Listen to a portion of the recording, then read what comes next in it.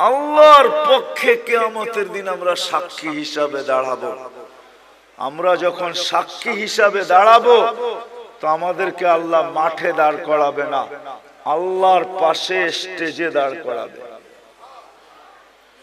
কিন্তু সত্য তো এটা, হিসাব কিতাব তো হবে, ঠিক না? কি হবে না? হ্যাঁ, তা আমাদের নবীজি জিজ্ঞাসা করবে আল্লাহ হিসাব কিতাব কিভাবে নিবেন? তা আল্লাহ বলে সবাইটা যেরকম নিব এরকমই নিব।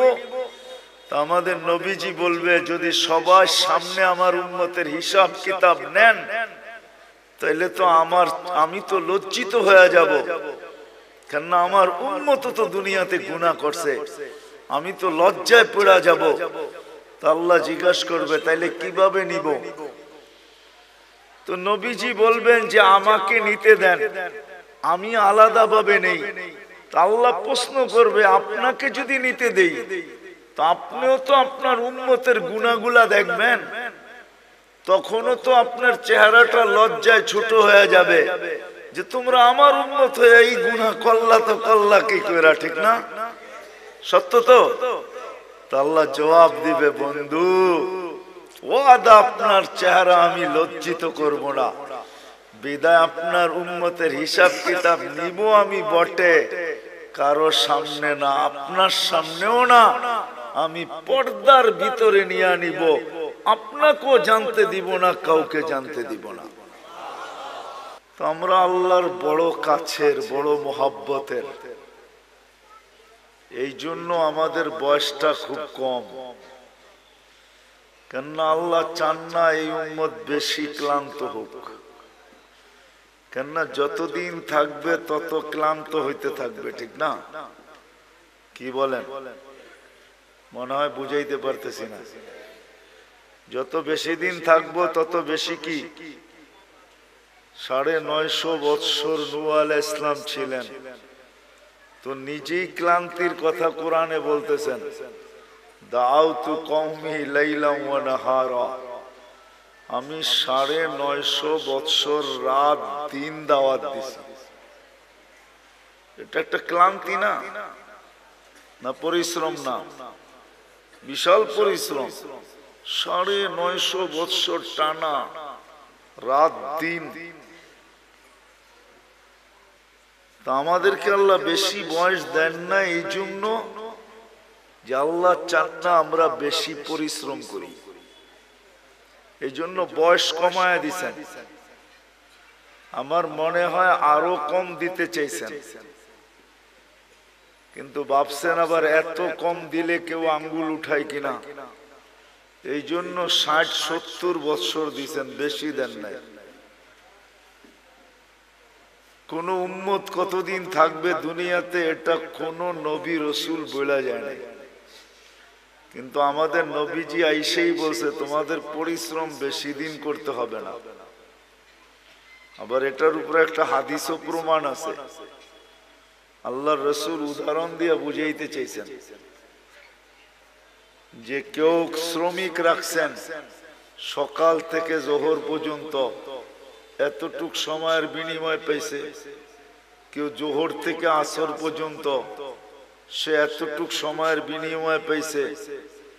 আর আমাদেরকে আল্লাহ সময় দিছেন আসর থেকে মাগরিব পর্যন্ত।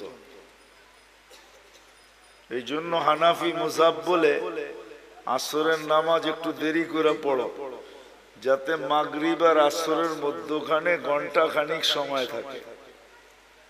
এই জন্য আমরা আসর কিন্তু দেরি করে পড়ি, যেন মাগরিব আর আসরের ভিতরে সময় কম থাকে।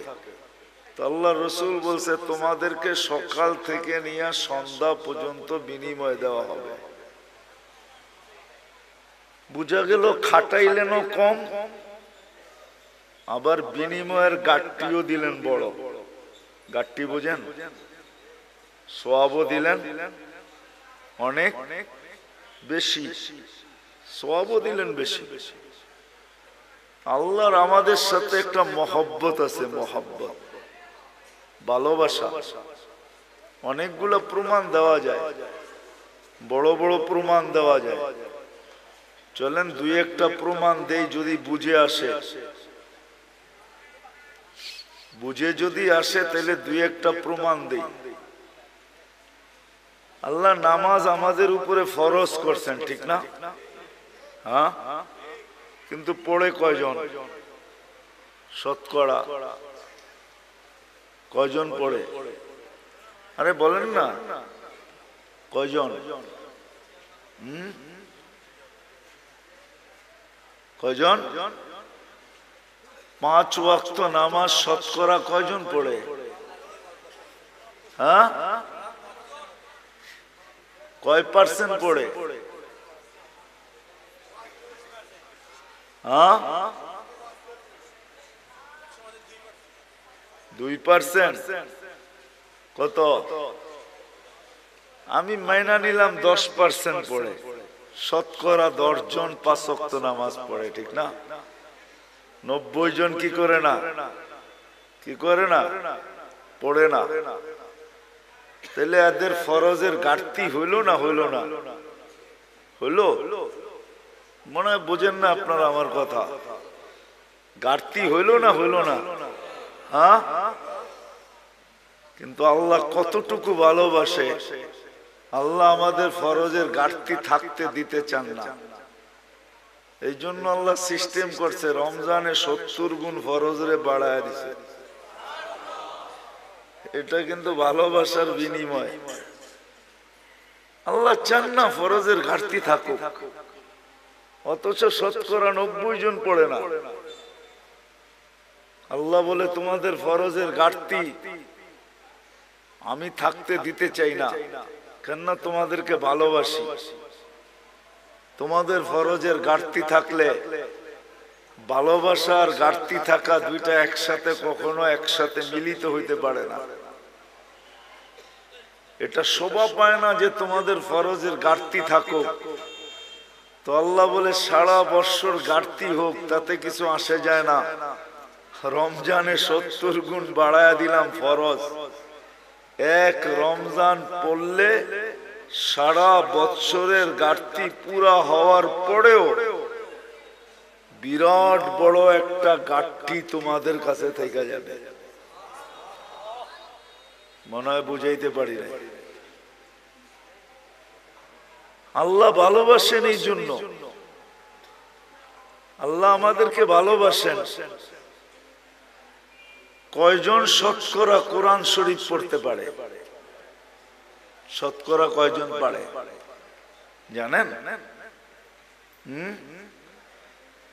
এই মজমায় যত লোক আছে মাদ্রাসার ছাত্র ছাড়া, কয়জন আমরা কোরআন পড়তে পারি?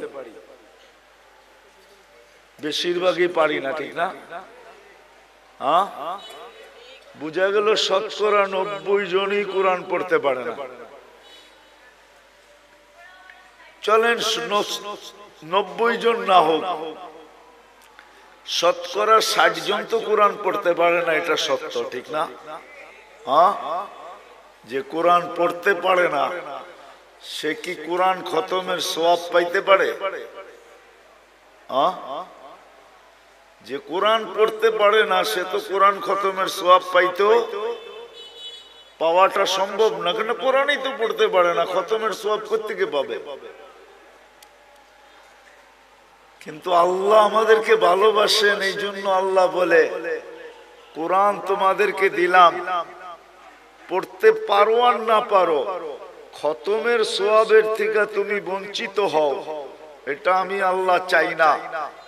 আর এটা ভালোবাসা, এটা বুঝায়ও না যে তুমি খতমের সওয়াবের থেকে বঞ্চিত হবে। বিদায় আল্লাহ সূরা ইখলাস দিছেন যে একবার পড়বা 10 পারা, দুইবার পড়বা 20 পারা, তিনবার পড়বা, খতমের সওয়াব মিললো না? মিললো না? হ্যাঁ, মিলছে? সত্য তো? হ্যাঁ, পাক্কা?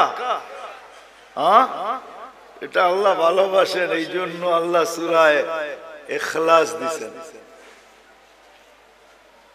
ইখলাস দিছেন, সূরা ইখলাস দিছেন।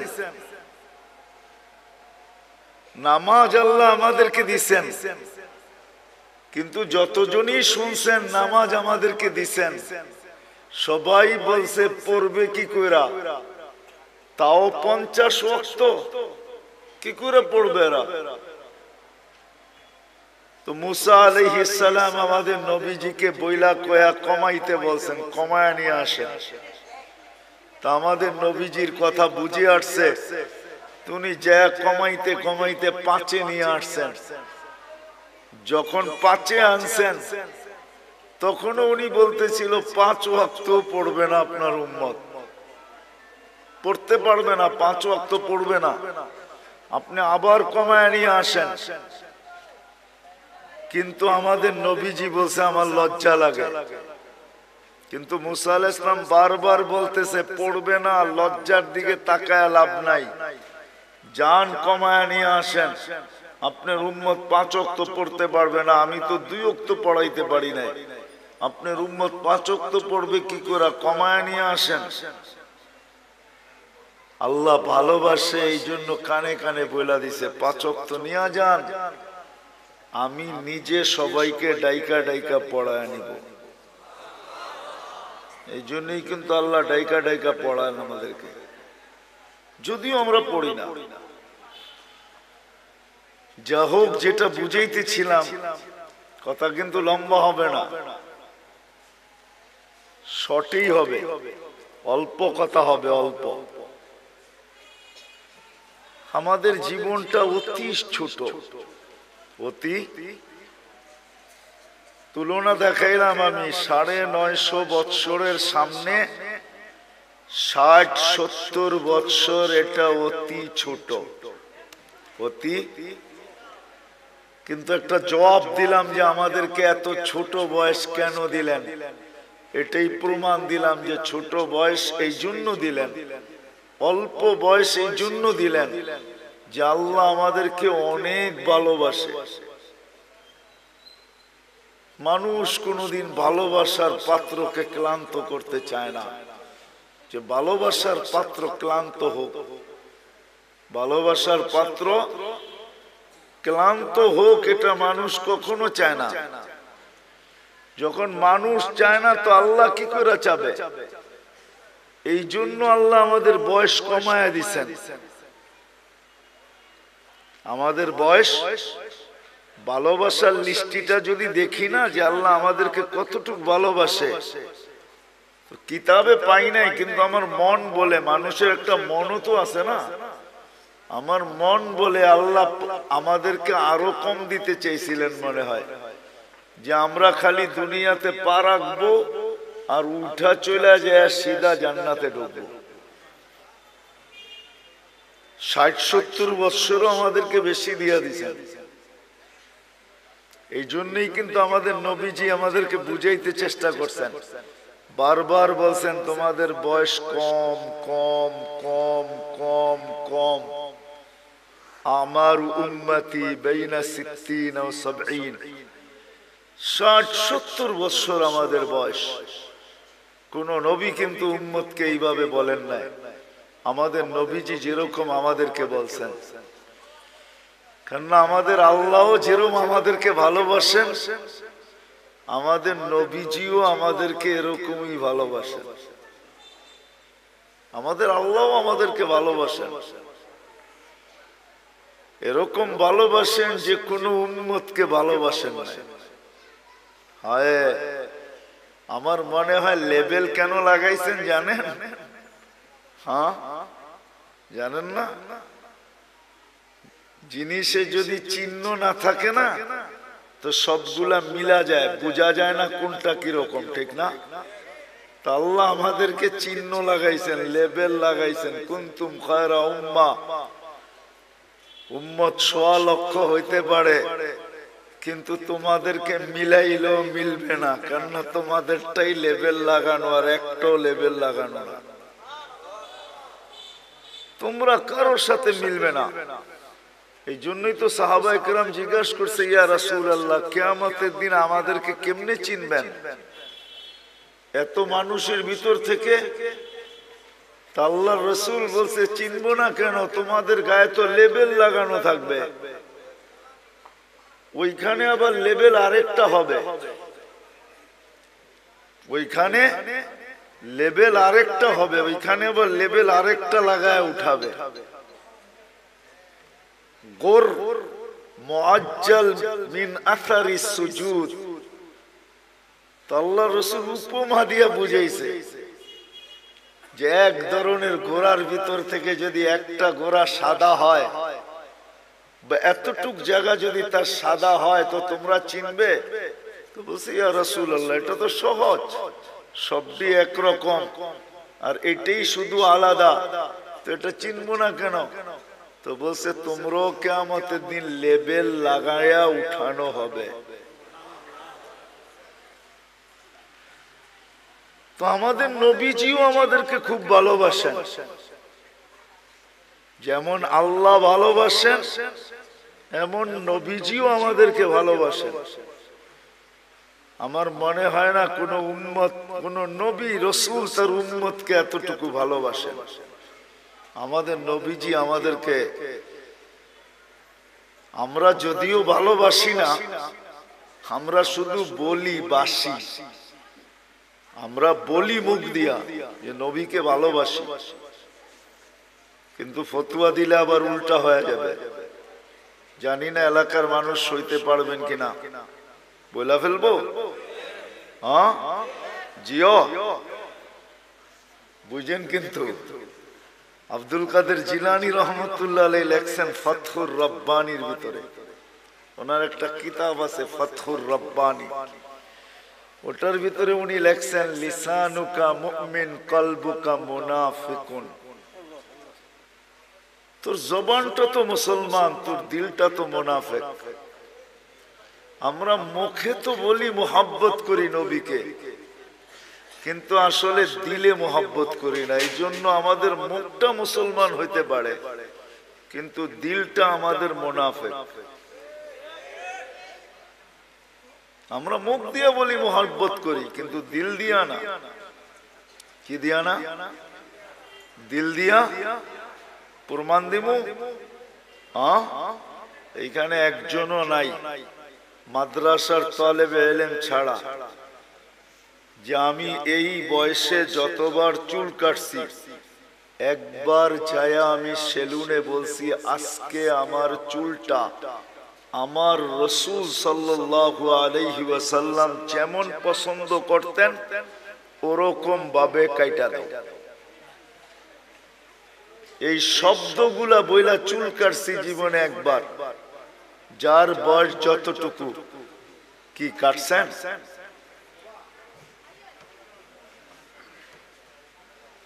কয়জন কাটছি? রাগ হয়ে গেলেন?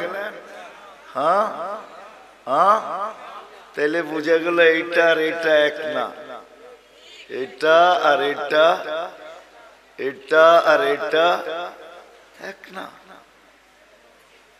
মহব্বত করি এটা তো বললাম, কিন্তু আমাদের জীবনে নবীজির সুন্নত কতটুকু আছে বলেন? কবির কথাই তো সত্য, তাসির রাসূল ওয়া তুযহিরু হুব্বাহু। কবির কথা আর আব্দুল কাদের জিলানী রহমতুল্লাহ আলাইহির কথা মিলা গেছে। তাসির রাসূল ওয়া তুযহিরু হুব্বাহু, রাসূলের মহব্বত করো এটা তো বলো, কিন্তু সর্বক্ষেত্রে নবীর বিরোধিতা করো, সুন্নতকে মানো না।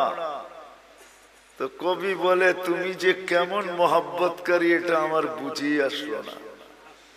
যেটা আবার কেমন মহব্বতকারী বলো তো? মহব্বত করি তো আমাদের আল্লাহও আমাদেরকে মহব্বত করেন, এই জন্য বয়স আমাদেরকে বেশি দেন নাই। কেননা মহব্বতের পাত্র বেশি ক্লান্ত হোক এটা কেউ চায় না। যার ঘরে মেয়ে নাই, শুধু ছেলে আর ছেলে, তো এক সময় স্বামী স্ত্রী দুইজন মিলা বলে মেয়ে নাই, কি হয়েছে? ছেলে তো আছে, ছেলে দিয়া মেয়ে নিয়ে আসমু আর মেয়ের মতো পালমু। জিও, বুঝে আসতেছে? হ্যাঁ, তখন শাশুড়ি আর বউদেরকে কাজ করতে দেয় না, কেন? মহব্বত করে। আল্লাহ আমাদেরকে মহব্বত করেন, এই জন্য বয়স দিছেন কম। আমরা বেশি খাটি, এটা আল্লাহ চায় না। আমি প্রমাণ দিছি, আরো কয়েক ডজন না কয়েক শত ডজন দেওয়া যাবে। আমাদের নবীজিও আমাদেরকে মহব্বত করেন।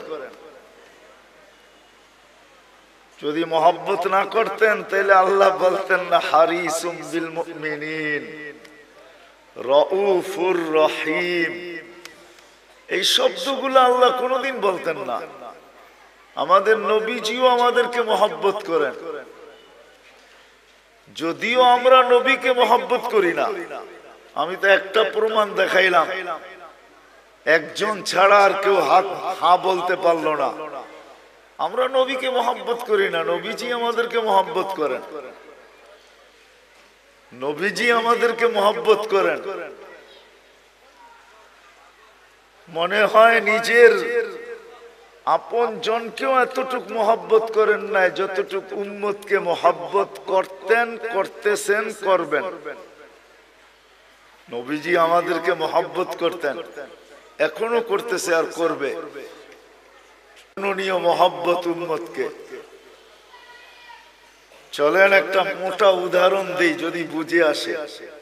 তাও হাদিস থেকে বানায় না। আমাদের দেশে কয়েকদিন আগে ইউনিয়ন পরিষদের ইলেকশন গেছে, ঠিক না? আপনাদের এখানে গেছে? ইলেকশন তো হয়, ঠিক না? না হয় নাই? সারা বাংলাদেশে গেছে, আপনাদের এখানে হয় নাই? মানে মেয়র ইলেকশন হয়েছে, ঠিক না? ইউনিয়ন পরিষদ হয় নাই।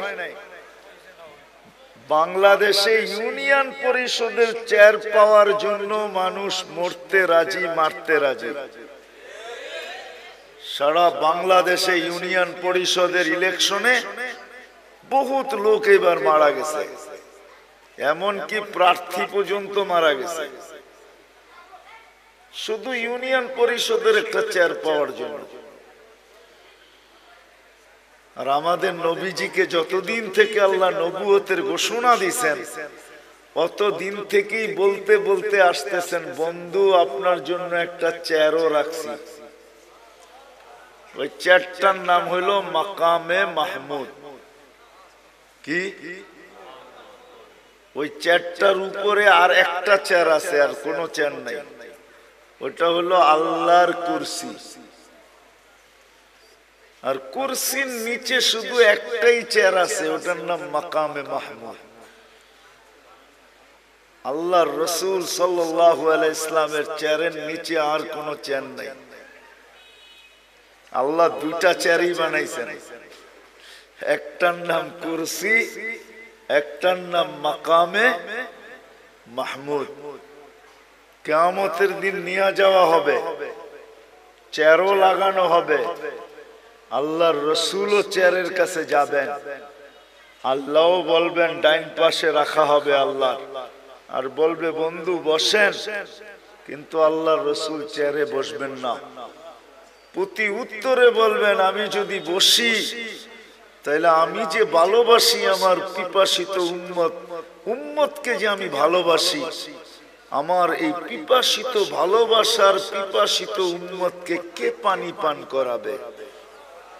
বিদায় আমি বসবো না।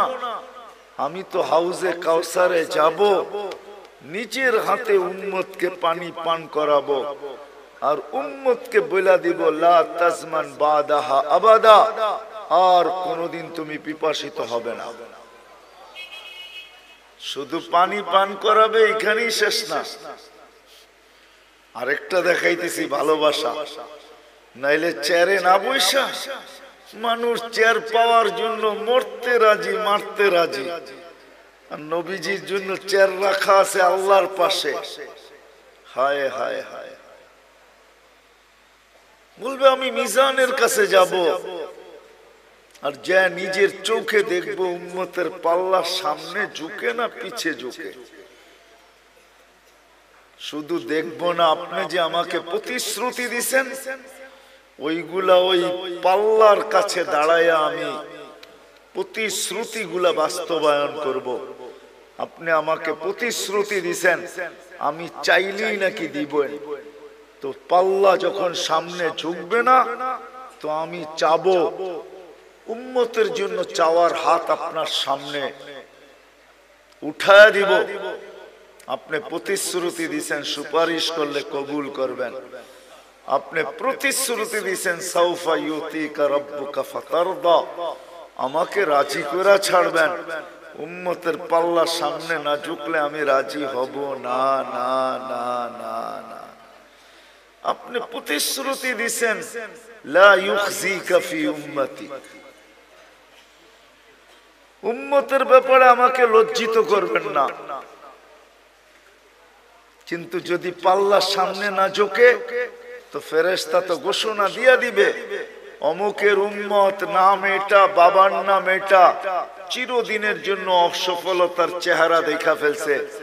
তো আমার মুখটা থাকবে তো থাকবে কোথায়?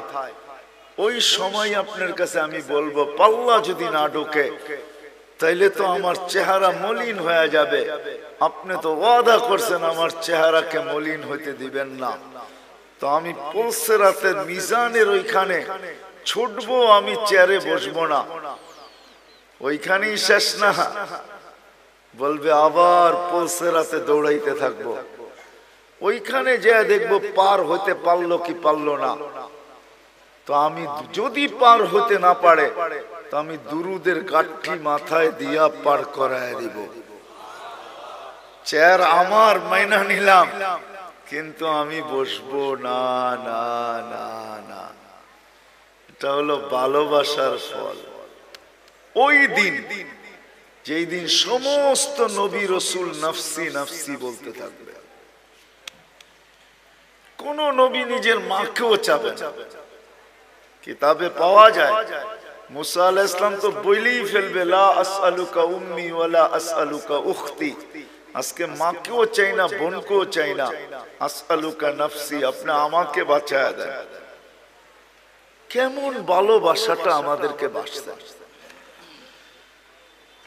বিদায় আবার শুরুতে চলে যেতেছি। আমাদের জীবনটা অতি কি মনে আছে? অতি ছোট।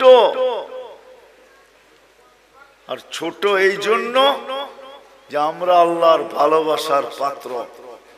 বিদায় আল্লাহ বেশি পরিশ্রম আমাদের দ্বারা চান না। শুধু আল্লাহর ভালোবাসার পাত্র না, আমরা নবীজিরও ভালোবাসার পাত্র। আমাদের নবীজি উম্মতকে বড় ভালোবাসতেন, সত্য এটাই।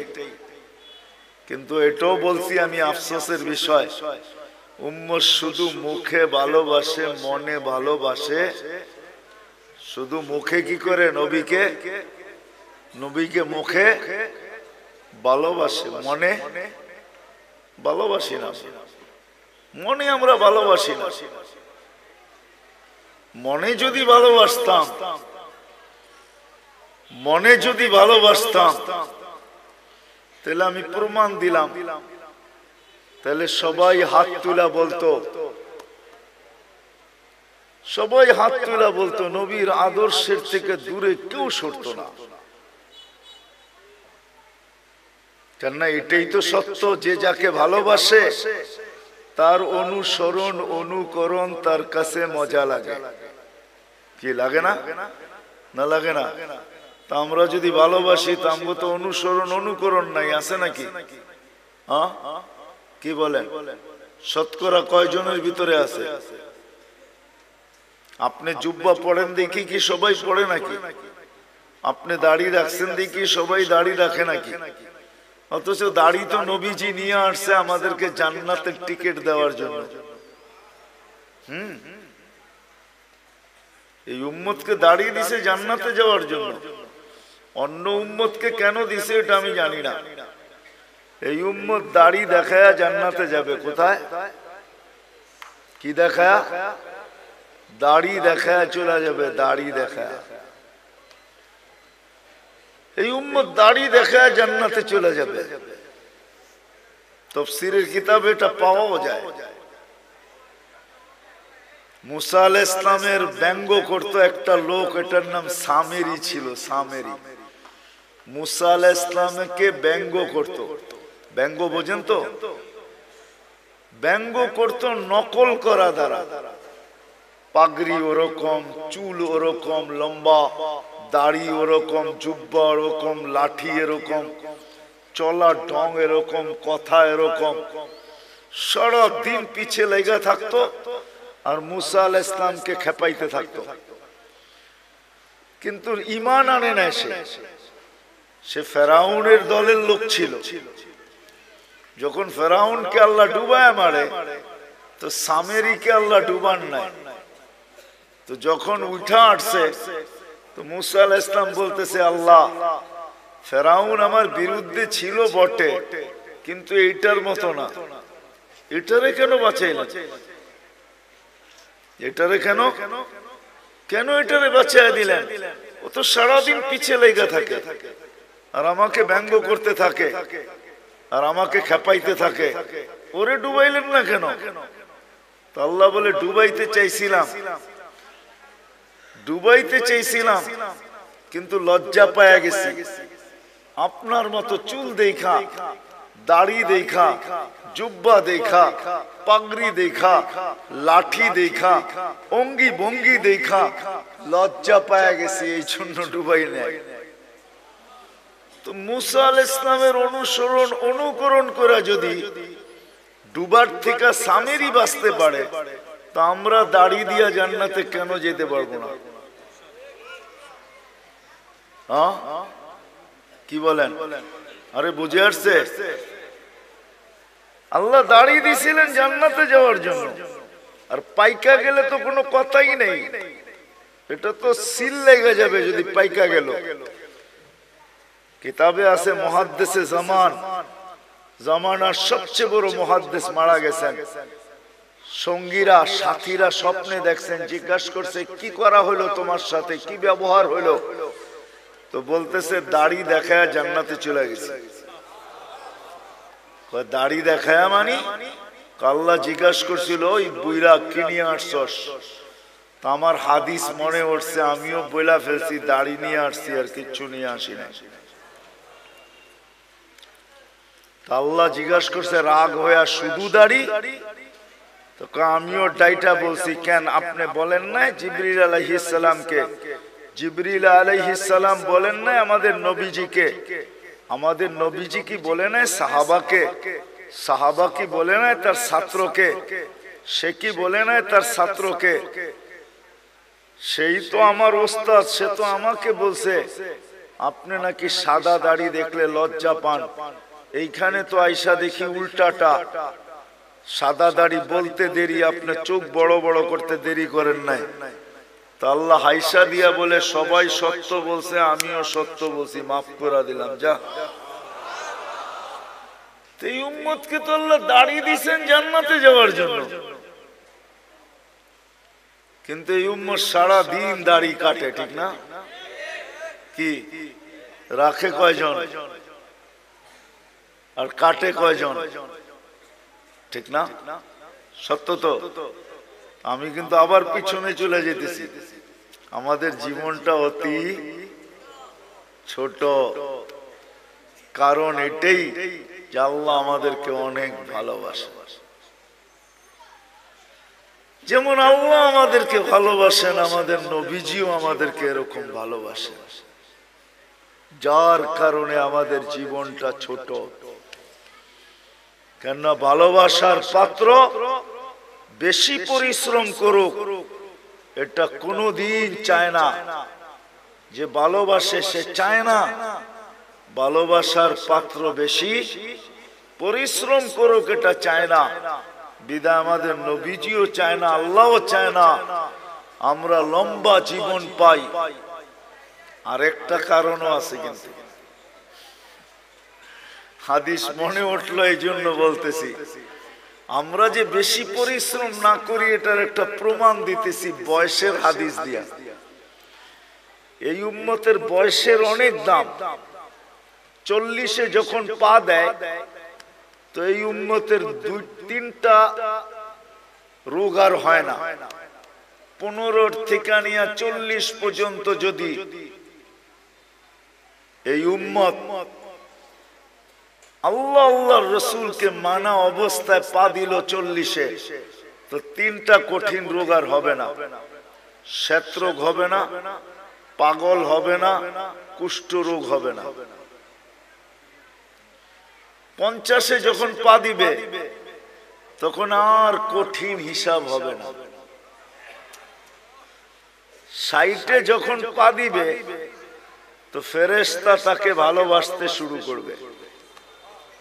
70-এ যখন পা দিবে তো আল্লাহ এই ব্যক্তির আল্লাহর কাছে চলে যাক, এটা আল্লাহ আকাঙ্ক্ষা করবে যে এখন তুমি আমার কাছে চলে আসো। 80-তে যখন পা দিবে, ভালোবাসা দেখাইতেছি কিন্তু ভালোবাসা, 80-তে যখন পা দিবে তা আল্লাহ বলবে গুনাহ লেখো না, কেননা 70-এর উপরে পার হয়ে গেছে, তো ভালোবাসা আটটু বেড়ে গেছে, ঠিক না? আরে হইল নাকি? গুনাহ লেখো না, গুনাহ লেখা হয় না। 90-তে যখন পা দেয়, 90-তে 90 বছর বয়সে পা দিয়া ফেলছে, তা আল্লাহ বলে আগে পিছের গুনাহ রাখো না। এটা কি ভালোবাসার প্রমাণ যে আল্লাহ কত ভালোবাসে, আগে পিছের গুনাহ মাফ। আল্লাহ বলে পিঠে লেখা দাও, এটা আল্লাহর কয়েদি আল্লাহর জমিনে এখনো রাখা আছে। আল্লাহ আমাদেরকে ভালোবাসেন, এই জন্য আমাদের বয়স কম। রাসূলুল্লাহ সাল্লাল্লাহু আলাইহি ওয়াসাল্লাম আমাদেরকে কি বাসেন? আমাদেরকে ভালোবাসেন। কিন্তু আফসোস এই জায়গায় যে আপনি আর আমি কতটুকু ভালোবাসি। এই জন্যই আবারও বলতেছি, আমাদের জীবনটা অতি আমরা দোনো দিক থেকে ভালোবাসার পাত্র। দোনো দিক থেকে, দোনো দিক বুঝেন? আল্লাহর পক্ষ থেকেও আমরা ভালোবাসার পাত্র, আমাদের নবীজির পক্ষ থেকেও আমরা ভালোবাসার পাত্র। চলেন একটা হাদিস মনে উঠলো, শুনাই। যদিও কিয়ামতের দিন আমাদেরকে আল্লাহ দাঁড় করাবে না, কোথায়? কিয়ামতের মাঠে আল্লাহ আমাদেরকে দাঁড় করাবে না। আমরা কিয়ামতের মাঠে ইনশাআল্লাহ দাঁড়াবো না। হ্যাঁ বলেন ইনশাআল্লাহ।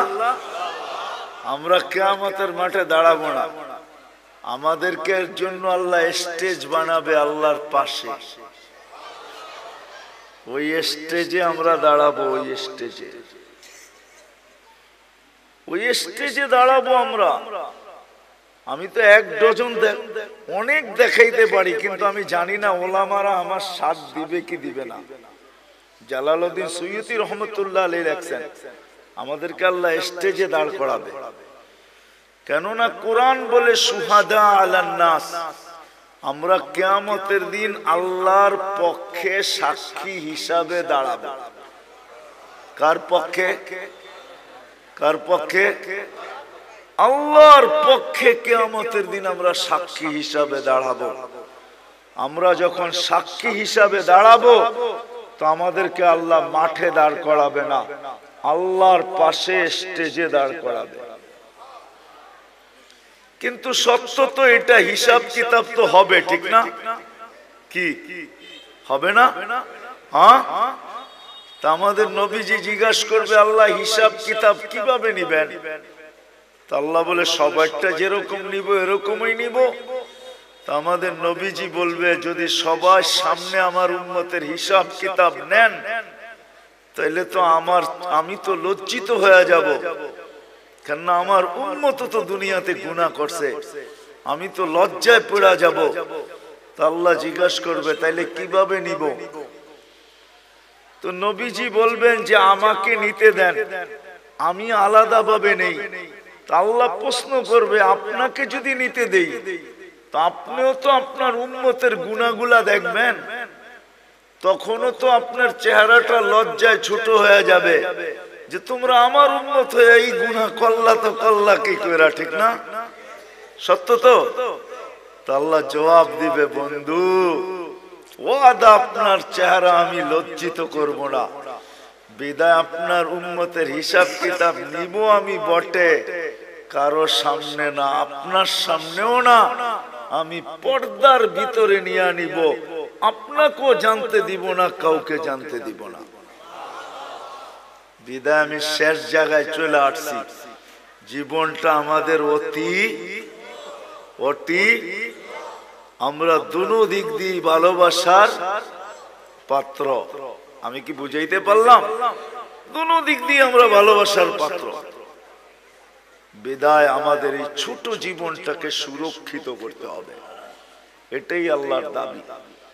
তুমি তোমার ছোট জীবনটাকে সুরক্ষিত করো, হেফাজত করো, সুরক্ষিত করো, তোমাদের কাছে এটা দাবি। সুরক্ষিত করো তোমরা তোমাদের জীবনটাকে, কেননা সুরক্ষিত করা, হেফাজত করা আমাদের প্রত্যেক নর নারী, যুবক বৃদ্ধ সবার কাছে আল্লাহর দাবি হলো। বাচ্চার কথা ভিন্ন, পাগলের কথা ভিন্ন, বাকি সবার কাছে আল্লাহর দাবি হলো এই ছোট জীবনটাকে সুরক্ষিত করো, যেটাকে হেফাজত বলে। যে জীবনটাকে সুরক্ষিত করবে, যে জীবনটাকে সুরক্ষিত করবে, যে জীবনটাকে সুরক্ষিত করবে, যে জীবনটাকে সুরক্ষিত করবে, হেফাজত করবে যে জীবনটাকে, কসম খোদার, আল্লাহ যে আমাদেরকে ভালোবাসেন, আল্লাহর রসুল যে আমাদেরকে ভালোবাসেন, যে সুরক্ষিত করবে, সে যেন এই ভালোবাসার মূল্য দিল। মূল্য শুধু নিজের মূল্য অর্জন করলো না, সে যেন এই দুজনের ভালোবাসার মূল্য দিল, যে আল্লাহ আপনি যে আমাকে ভালোবাসেন, এই জন্য আমি আমার জীবনটাকে সুরক্ষিত করলাম। রাসূলুল্লাহ সাল্লাল্লাহু আলাইহি ওয়াসাল্লাম যে আমাদেরকে ভালোবাসেন, দুজনেরই দাবি আমাদের কাছে যে এই জীবনটাকে সুরক্ষিত করো। সত্য এটাই যে সুরক্ষিত করা যাবে, আল্লাহ আল্লাহর রাসূলের ভালোবাসার যেরকম মূল্য হবে, এরকম যে সুরক্ষিত করা যাবে, সেও আল্লাহ আল্লাহর রাসূলের কাছে বড় মূল্যের পাত্র হবে, বড় মূল্যায়নের পাত্র হবে, বড় মূল্যায়নের পাত্র।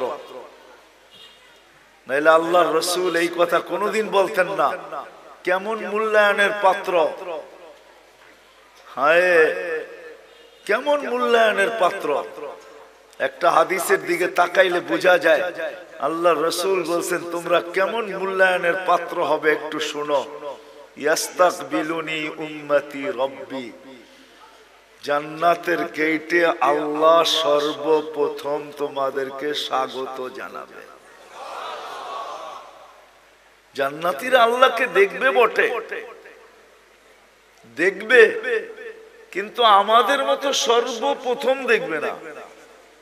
আমরা তো জান্নাতে ঢুকার আগে আমরা আল্লাহকে দেখব, আল্লাহ আমাদের ইস্তেকবাল করবে। তাইলে একটু ভাবেন কেমন মূল্যায়ন, যে আল্লাহ গেটে আমাদেরকে স্বাগত জানাবে। নাহলে আল্লাহ রাসূল কেন বললেন ইয়াস্তাকবিলুনি উম্মতি রব্বি, আমার রব আমাকে আর আমার উম্মতকে জান্নাতের গেটে স্বাগত জানাবে। কেমন মূল্যায়ন, কেমন মূল্যায়ন। আল্লাহ নিজেই বলতেছে আল জান্নাতু মুহাররামাতুন, জান্নাত সমস্ত উম্মতের জন্য হারাম, সমস্ত উম্মতের জন্য, যতক্ষণ পর্যন্ত আমার প্রিয় পাত্র উম্মতে মুহাম্মাদি না ঢুকবে। আমরা যতক্ষণ পর্যন্ত না ঢুকবো কোন উম্মতের জান্নাতে ঢোকার কোনো অনুমতি নাই। চাই জান্নাতের ফয়সালা তার জন্য যতই হোক না কেন তাকে অপেক্ষা করতে হবে, এটাই আল্লাহর ঘোষণা। তাইলে ভাবেন আমরা কতটুক মূল্যবান। বিদায় আসেন এই সম্মেলন থেকে। আমার পরেও তো বক্তারা আসবে, কথা ওনারাই শোনাবে। আমি যদিও ওয়াদা ছিল চলে আসছি, বহুত দূর থেকে ঢাকা আসছি, ওইখান থেকে এখানে আসছি। শরীর যদিও এখন অনুমতি দেয় না। এই মজমার থেকে, সম্মেলন থেকে আমরা প্রতিজ্ঞা করি আমাদের জীবনটা কিন্তু ছোট, অতি ছোট। আর ছোট কেন এটা আমি দেখাইলাম যে আমরা আল্লাহর বড় প্রিয় পাত্র, আল্লাহর রসুলের বড় প্রিয় পাত্র। বিদায় আল্লাহ আল্লাহর রসুল চান যে আমরা আমাদের জীবনটাকে সুরক্ষিত করি। যুবক যৌবনকে সুরক্ষিত করুক, নারী নারীত্বকে সুরক্ষিত করুক, পুরুষ পুরুষত্বকে সুরক্ষিত করুক, গরিব দারিদ্রতাকে সুরক্ষিত করুক। যে যে অবস্থানে আছে সে নিজেকে সুরক্ষিত করুক। কেননা আমরা দুই দিক থেকে প্রিয় পাত্র। আল্লাহ চান না যে আমরা কিয়ামতের দিন প্রিয় পাত্রের উল্টাটা না হই। এই জন্য আল্লাহ চান আমরা আমাদের জীবনটাকে সুরক্ষিত করি। কিন্তু সুরক্ষিত সহজে কিভাবে করব? কিভাবে সহজে সুরক্ষিত করব? প্রত্যেক ব্যক্তি কিভাবে করবে? যুবক কিভাবে করবে? নারী কিভাবে করবে? পুরুষ কিভাবে করবে? প্রত্যেক ব্যক্তি, প্রত্যেক অবস্থানওয়ালা, পেশাওয়ালা, বাসাওয়ালা, রংওয়ালা, কালারওয়ালা, প্রত্যেক ব্যক্তি কিভাবে সুরক্ষিত করবে? আল্লাহ মুহাম্মদুর রাসূলুল্লাহ সাল্লাল্লাহু আলাইহি ওয়াসাল্লামের মাধ্যমে আমাদেরকে এটা শিখাইছেন যে আমরা কিভাবে সুরক্ষিত করব। এই জন্য আমি দুই চারটা দেখাইছি আপনাদেরকে। এটাও কিন্তু সুরক্ষিতর একটা। যদিও এই মজমায় কেউ নাই যে প্রতিদিন এক খতম কোরআনের নিয়তে 3 বার সূরা ইখলাস পড়ে। এরকম কয়জন আছি আমরা এখানে? প্রতিদিন এক খতম কোরআনের সওয়াব আমার আমলনামায় আসুক, এই নিয়তে ডেইলি সূরা ইখলাস 3 বার পড়ি, এরকম কয়জন আছে? আমার কথা বোঝেন, তারপরে হাত উঠায়েন।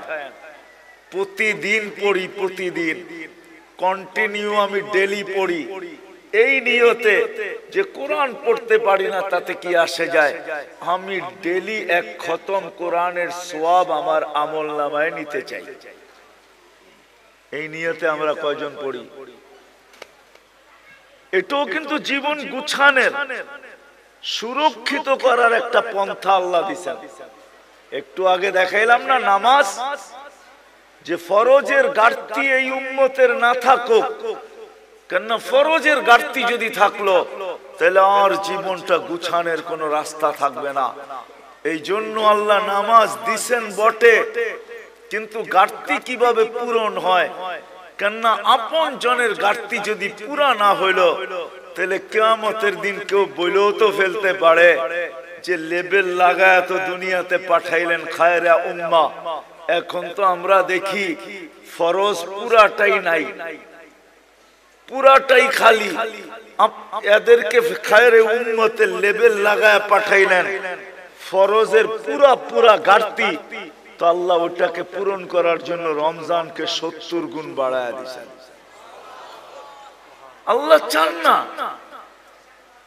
এই জন্য মুহাম্মদুর রাসূলুল্লাহ সাল্লাল্লাহু আলাইহি ওয়াসাল্লামকে আল্লাহ পাঠাইছেন।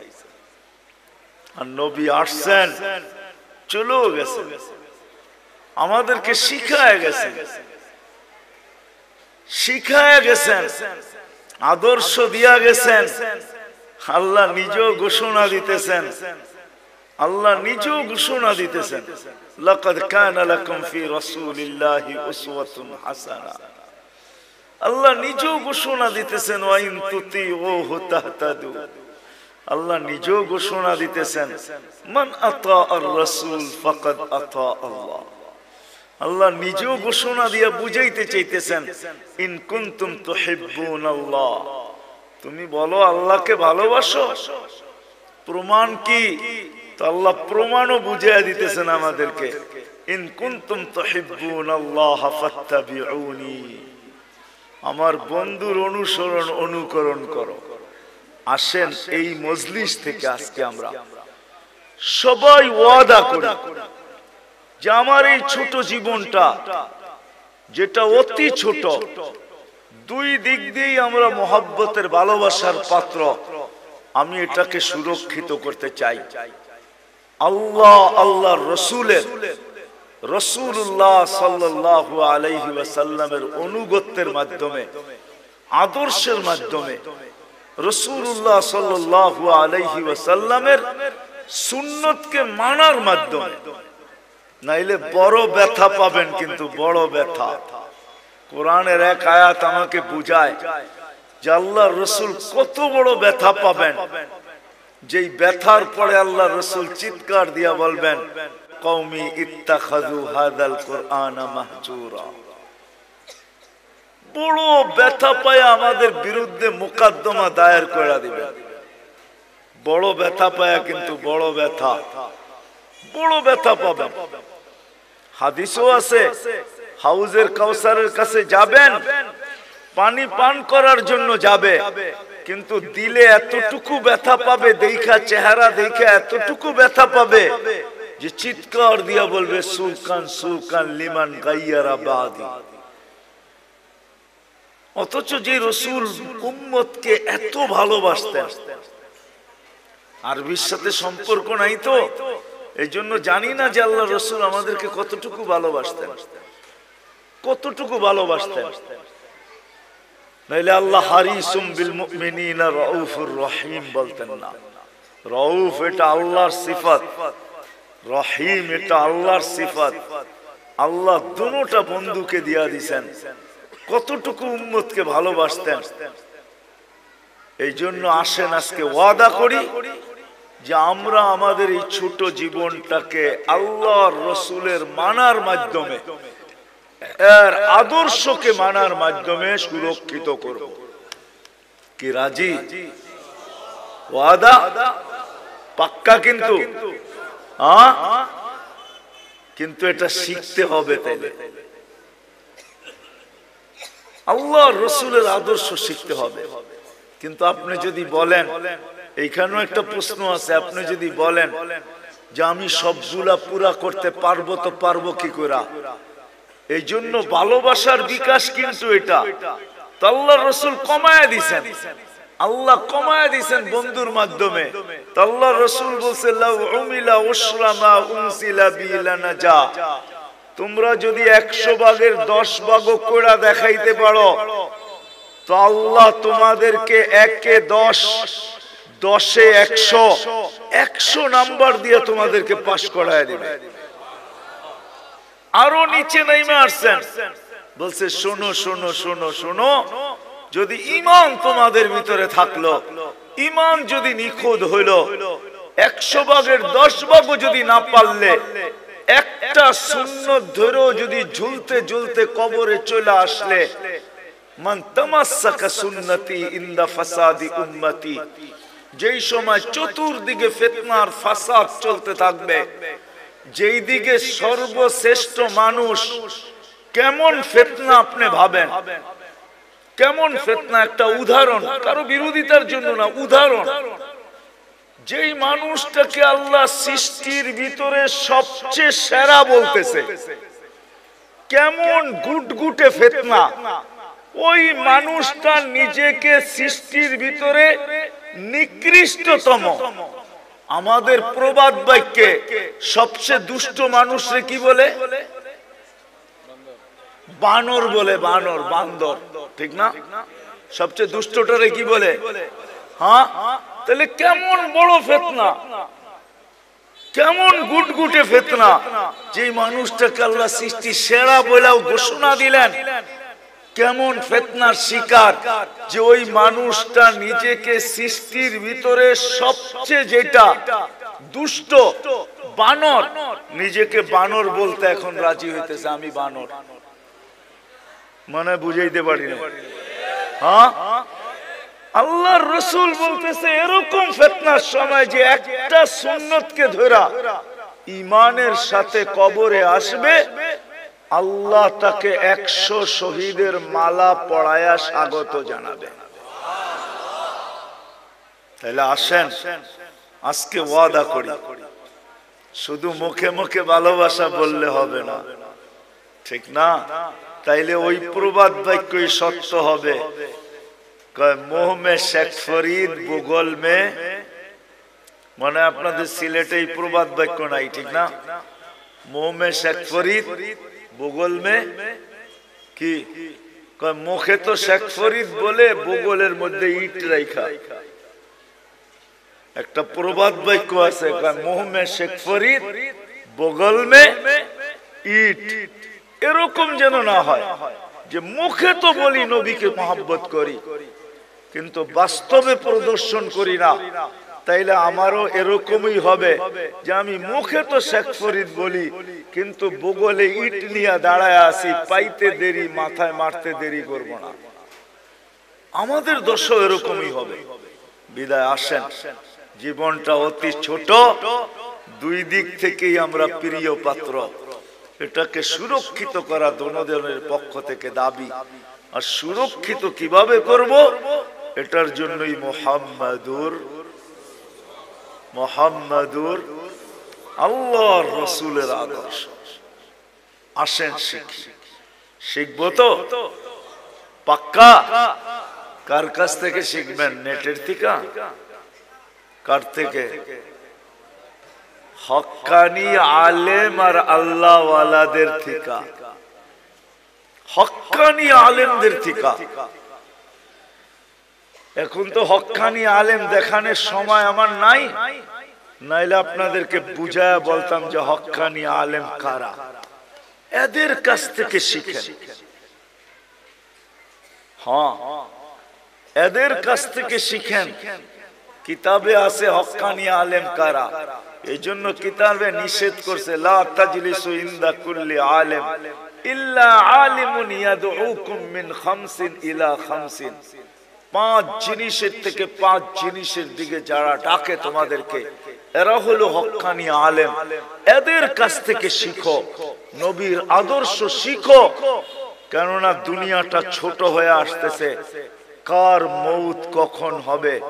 কেননা কিয়ামতের আগে আল্লাহর রাসূল বলছেন, কিয়ামতের আগে আল্লাহর রাসূল বলছেন মানুষের অপমৃত্যুর হার বেড়ে যাবে। হার, অপমৃত্যু বুঝেন?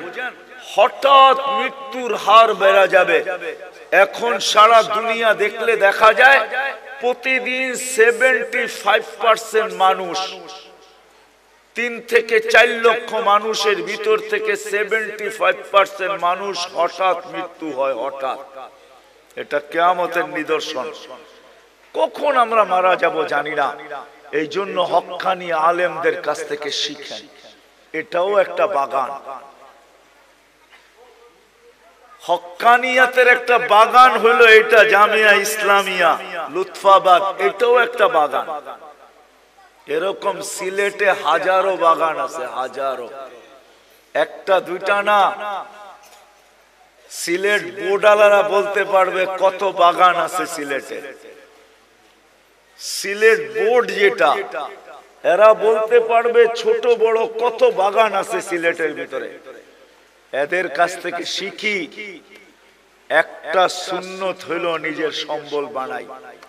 আমি তো যুবকদেরকে বলি যে তুমি জীবনে একবার হলো চুল কাইটা নিজের কাছে রাখো, কিয়ামতের দিন যখন দেখা হবে তো বলার সুযোগ হবে যে আমি একদিন আপনার স্টাইলে চুল কাটছি, আমাকে কি দিবেন দেন। হাত পাতার সুযোগ হবে।